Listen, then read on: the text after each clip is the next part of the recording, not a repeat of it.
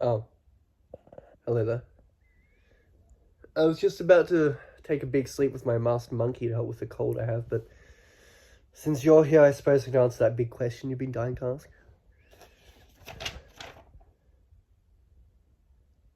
Does the hard-boiled show us a depraved and immoral world, or does it show us a world being made right? Weird question, but using Raymond Chandler's The Big Sleep and Dorothy Porter's The Monkey's Mask, we could probably figure something out. I don't know.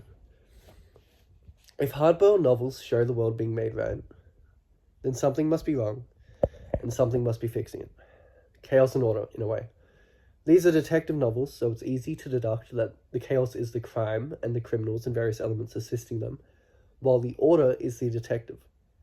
Chandler's figure of order in society is Philip Marlowe, who is cold, unbound to society, and dedicated to his job.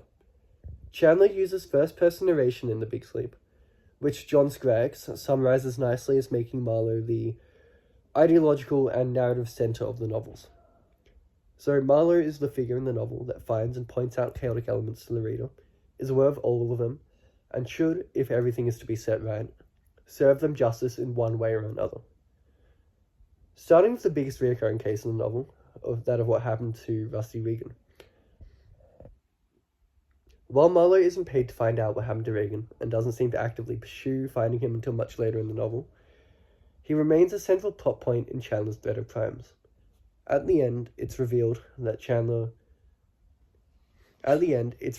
Carmen Sternwood shot Regan in a fit of mania after he refused to sleep with her, and that her sister Vivian Sternwood enlisted a local crime lord to help hide the evidence.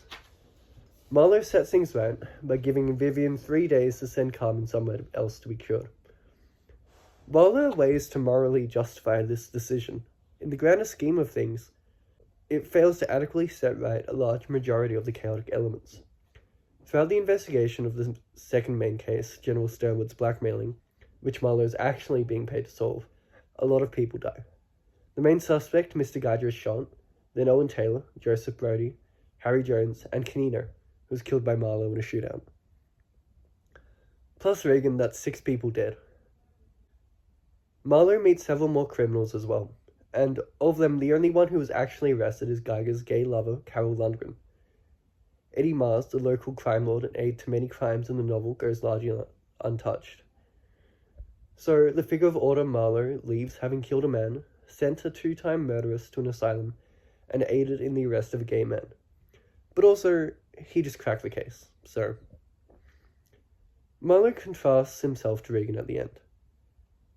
You just slept the big sleep, not caring about the nastiness of how he died or where he fell. Me, I was part of the nastiness now. Therefore, Marlowe and the Big Sleep seem to represent much more depraved and immoral world than one being set right. Dorothy Porter's The Monkey's Mask is somewhat offset from typical hard-boiled crime novels, being a sapphic poetry collection with a female protagonist. But when viewed under a similar lens as The Big Sleep, the end result is similar enough. Jill Fitzpatrick, a lone wolf detective, investigates the disappearance of a young woman named Mickey, who was later revealed to have been murdered. As Rose Lucas says in Body Tracking, Sex and Crime in Dorothy Porter's The Monkey's Mask, The Monkey's Mask is also implicitly a narrative of desire, and actually solving the crime is a limited aspect of the quest, a single thread of a twin trajectory of desire. Instead, Porter moves counter to conventional hardboileds and has Jill fall in love with a femme fatale figure, Dr. Diana Maitland. The chaotic elements of Porter's narrative are implied to be violence and sex, together and separately. Jill's tryst with Diana implicates her in sex and disrupts her morality, slowing her investigation down and ultimately causing Jill misery when she realizes Diana and her husband were responsible for Vicky's violent rape and murder. In the poem Heading North, Jill rehearses what she will tell Mickey's parents. She wasn't murdered. It was an accident. Then what? Fraud? Masters and Johnson? Get the experts to explain this mess. It was sex play that went wrong. So ultimately, Jill leaves the case having lied to Mickey's parents, defended 2 sex predators, and nothing is set right. If that doesn't convince you that the hardboiled shows us a depraved and immoral world, I don't know what will. I'm heading to sleep now. Peace out.